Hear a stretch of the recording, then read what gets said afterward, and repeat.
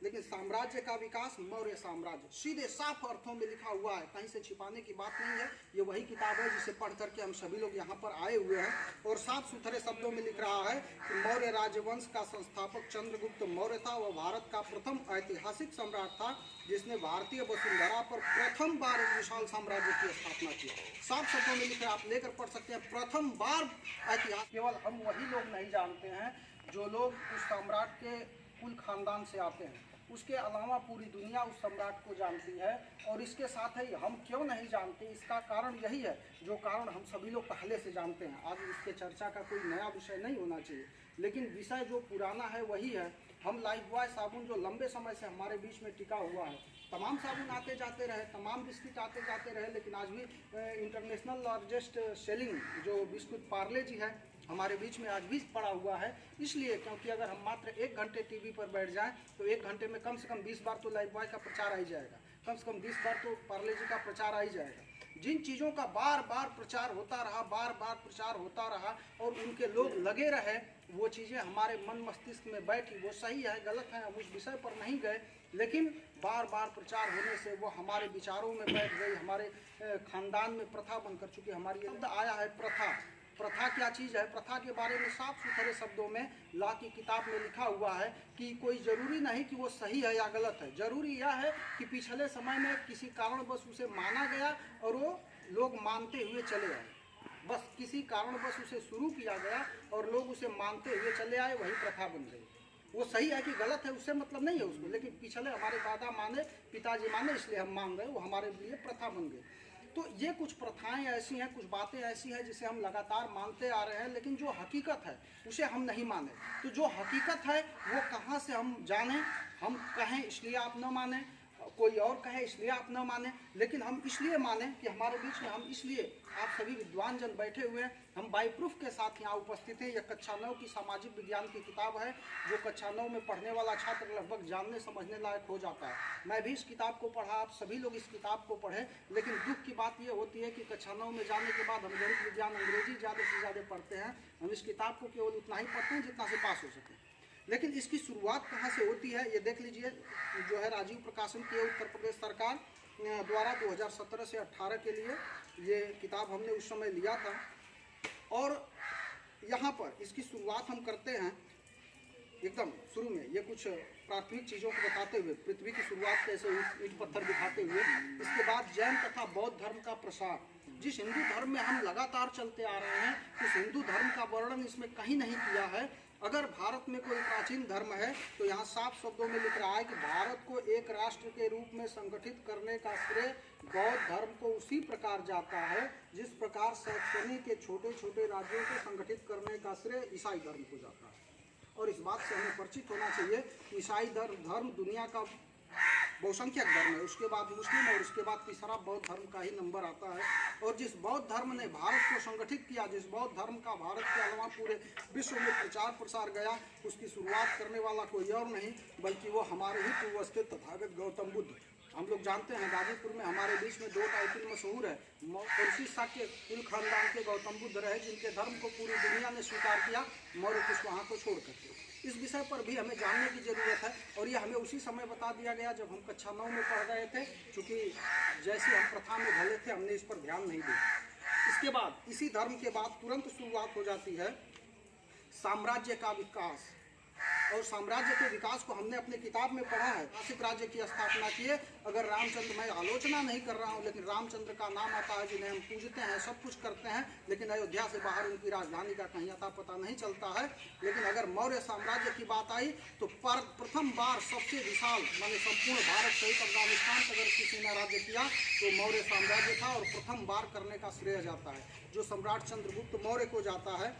सम्राट चंद्रगुप्त मौर्य के जो बेटे थे बिंदुसार, इनके बाद शासक बनते हैं, और इनके तुरंत बाद सम्राट अशोक महान शासक बनते हैं, जो यहाँ लिखा हुआ है 237 से 236 ईसा पूर्व तक। इसमें साफ शब्दों में लिख रहा है कि बिंदुसार की मृत्यु के उपरांत भारत के इतिहास गगन पर उस महान सम्राट का अभ्युदय होता है जो भारत तो क्या विश्व के इतिहास में अपना महत्वपूर्ण स्थान रखता है।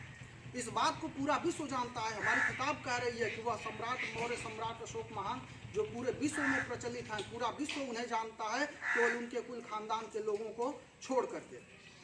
इसके बाद उसी परामर्श आइए सर, इसमें सारी चीज़ें जो है हम सब लोगों के पास किताबें मौजूद हैं, हम सब लोग पढ़ सकते हैं और इसके बारे में जानकारी ले सकते हैं। थोड़ी सी जानकारी मैं आपको देना चाहूँगा सम्राट चंद्रगुप्त मौर्य के बारे में, जो सम्राट अशोक महान के दादाजी थे और भारत के प्रथम चक्रवर्ती सम्राट थे।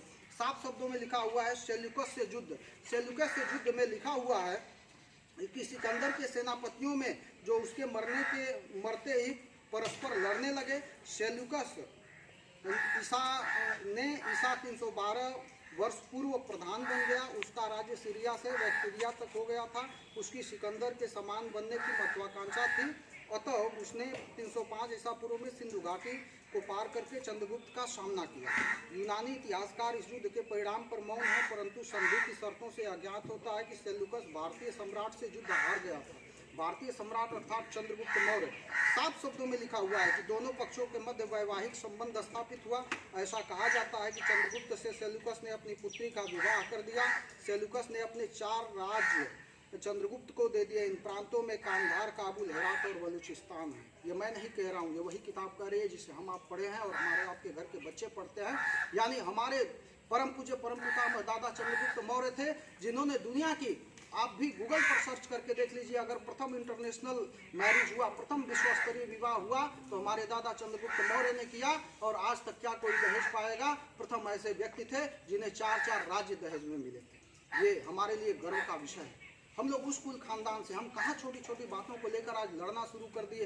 एक साथ बैठना पसंद नहीं करते हैं, एक साथ बातचीत करना पसंद नहीं करते हैं। ये मैं नहीं कह रहा हूँ, ये वही किताब कह रही है जिस किताब को उत्तर प्रदेश शासन द्वारा पढ़ाया जाता है। और उत्तर प्रदेश शासन अगर इसे हिंदी में पढ़ाता है तो पूरे भारत में अलग अलग राज्यों में अलग अलग भाषाओं में यही किताब और यही इतिहास पढ़ाया जाता है, जिसे पूरा भारत जानता है, पूरा विश्व जानता है, केवल मौर्य वंश को छोड़ करके। इसके बाद इसी में हम आगे जो भी बहुत सारी चीज़ें जो हम पढ़ पाते हैं, देख पाते हैं कि अशोक के उत्तराधिकारी, लास्ट में 10 पीढ़ियों तक हमारा शासन रहा। अशोक के उत्तराधिकारी में लिखा हुआ है कि ईसा के 232 वर्ष पूर्व अशोक की मृत्यु हो गई। अशोक के उत्तराधिकारी अशक्त निकले। थोड़े दिनों पश्चात ही नर्मदा नदी के दक्षिण का प्रदेश स्वतंत्र हो गया तथा ईसा से पूर्व 210 तक पंजाब का प्रदेश भी दूसरे के हाथों में चला गया। अतः अशोक के उत्तराधिकारी एक बहुत ही छोटे राज्य के शासक रह गए। क्रमशः कुणाल, दशरथ, संप्रति शावी, सुखदेव वर्मन, सतधवन ने 191 ईसा पूर्व तक शासन किया। इस वंश का अंतिम राजा बृहद्रथ मौर्य थे, जिनको उनके ब्राह्मण सेनापति, मैं नहीं कह रहा हूँ, साफ शब्दों में अपने हाथों में लेकर पढ़ लीजिए, साफ शब्दों में लिखा है, उसके ब्राह्मण सेनापति पुष्यमित्र शुंग ने मार डाला तथा स्वयं सिंहासन पर बैठकर ईसा 144 ईसा पूर्व में शुंग वंश की स्थापना की। 144 ईसा पूर्व में सम्राट बृहद्रथ मौर्य की हत्या कोई और नहीं, जिस ब्राह्मण को हम अपने घर का मालिकाना हक दे चुके हैं, वही ब्राह्मण मौर्य वंश के अंतिम सम्राट की हत्या किया। और वहीं से भारत के पतन की शुरुआत हुई। क्रमशः तमाम छोटे छोटे राज्य बने, तमाम विदेशियों ने आक्रमण किया, भारत को लूटा, यहाँ के जनता को लूटा और यहाँ की जनता दिनहीन बन चुकी है। ये मैं नहीं कह रहा हूँ, ये वही किताब कह रही है। और ये कक्षा 9 की नहीं, अगर हमारा बच्चा कक्षा 6 में भी पढ़ रहा है तो ये कक्षा 6 की भी किताब वही कह रही है। गुरु जी बैठे हुए हैं, कक्षा 6 का इतिहास पढ़ाते होंगे महोदय। अगर भारत में प्रथम कोई पुरातात्विक अवशेष अगर मिला है, कोई प्रथम साक्ष्य मिला है तो सम्राट अशोक महान का रिम्मन देवी शिलालेख मिला है। उसके अलावा और कोई पुरातात्विक नहीं है। कक्षा 6 के इतिहास को आज भी पढ़ाया जाता है सरकारी, उठा के देख लीजिए, पहले पाठ के तीसरे पेज पर दिया हुआ है। इसके अलावा यहाँ भी ये भी किताब कह रही है 5वें चैप्टर पर मौर्य साम्राज्य, कक्षा 6 में भी पढ़ाया जा रहा है, जिसमें क्रमशः चंद्रगुप्त वगैरह के बारे में वर्णन करते हुए इस किताब का सारांश दे रहा है कि इस किताब के जो सारांश में है कि मौर्य साम्राज्य भारत का प्रथम साम्राज्य था। मौर्य साम्राज्य के विषय में जानने के मुख्य स्रोत मैगस्थनीज की इंडिका तथा चाणक्य का अर्थशास्त्र है। ऐसे करके तमाम विषयों पर ये हमारी किताबें जो बार बार चिल्ला रही हैं, इतिहास जो बार बार चिल्ला रहा है और जो वास्तविक ऐसी चीज़ें पड़ी हुई हैं। आज भी हमारे प्रधान जी हम लोगों का बड़े ही जो है गर्मजोशी से स्वागत करते हैं जब हम लोग लटिया जा रहे होते हैं जुलूस लेकर के। हर साल हम 3 साल पूर्व से हम लटिया जा रहे हैं, आकर के यहीं पर हमारा जो है कि हाल्ट होता है और यहीं से हमारे पहुंचाने वाले लोग वापस चले जाते हैं, जाने वाले हम लटिया जाते हैं। सम्राट अशोक महान के द्वारा स्थापित गाजीपुर में लटिया आज भी पड़ा हुआ है। सैदपुर में के भीतरी में सम्राट अशोक महान के द्वारा स्थापित जो लाट है, जिसको सम्राट कनिष्क ने उसका जीर्णोद्धार करवाया था, उसको उसका सुंदरीकरण करवाया था, ये सारी चीज़ें हमारे बीच में मौजूद हैं। लेकिन आज हमारे बीच में जो मौजूद नहीं है वो यही है कि हमारी एकता मौजूद नहीं है, हमारी सामाजिक और राजनीतिक जो स्थितियां हैं वो मौजूद नहीं है। क्योंकि कुशवाहा के साथ बैठना नहीं चाहता, कुशवाहा से बात नहीं करना चाहता, कुशवाहा कंधे पर हाथ दूसरे के रख कर तो चला जाएगा, लेकिन कुशवाहा के साथ बैठकर चाय पीना नहीं पसंद करेगा।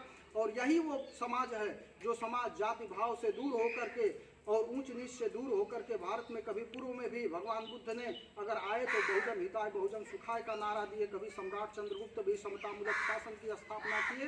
और जब जब मौर्य काल 5वीं शताब्दी तक 8वीं शताब्दी तक चलता रहा और यही मौर्य काल जो भारत को स्वर्णिम काल के रूप में जो है परिवर्तित किया, उसी सम्राट अशोक महान की जो विश्व विजय थी, जैसा हम जानते हैं कि बौद्ध धर्म स्वीकार करने के बाद उन्होंने 84,000 स्तंभ बनवाए। भगवान बुद्ध 84,000 उपदेश दिए थे, इसको लक्ष्य मान करके 84,000 स्तंभ शिलालेख स्तूप लगवाए।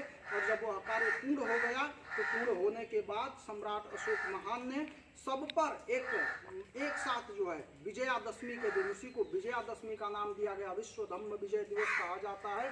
उस दिन सब पर वह दीप प्रज्वलित करके और उत्सव मना करके विश्व विजय का उत्सव मनाए थे, जो कालांतर में उनके बाद 10वीं पीढ़ी के महाराजा बृहद्रथ मौर्य उसी उत्सव को मना रहे थे। और उसी उत्सव के दौरान उसी दिन उनका सेनापति पुष्यमित्र शुंग ने उनकी हत्या किया। इसलिए यह दिन मौर्य वंश के लिए दो तरह से है। एक तो हमारे लिए उत्सव का दिन है कि उसी दिन हमारे सम्राट ने विश्व विजय की थी, तो दूसरे तरफ हमारे लिए यह गम का भी दिन है कि उसी दिन हमारे साम्राज्य का पतन हो चुका था, उसी दिन हमारे सम्राट की हत्या हो गई थी। लेकिन ये बातें हम इसलिए नहीं जानते क्योंकि हमने सूचना तो दिया था लगभग 44-45 लोगों को, उपस्थित यहाँ 20 लोग भी नहीं हो पाए। तो फिर हम महसूस कर सकते हैं कि हम किस तरह से आने वाले समय में इस स्थिति को आगे बढ़ाएंगे। लेकिन यह बात मैं फिर भी बड़े ही विश्वास के साथ कह रहा हूँ कि आज जैसे जैसे शिक्षा बढ़ रही है, जैसे जैसे सामाजिक और राजनीतिक जरूरतें बढ़ रही हैं, हमारे लोगों के बीच में भी जागरूकता आ रही है। छोटे छोटे संगठन के माध्यम से, बड़े संगठनों के माध्यम से, छोटे कार्यक्रम के माध्यम से, बड़े कार्यक्रम के माध्यम से, जिसकी जो क्षमता है उसी माध्यम से हमारे लोग लगातार समाज में चल करके समाज को जोड़ने, सामाजिक और राजनीतिक ढंग से मजबूत करने का प्रयास कर रहे हैं मित्रों। इसी के साथ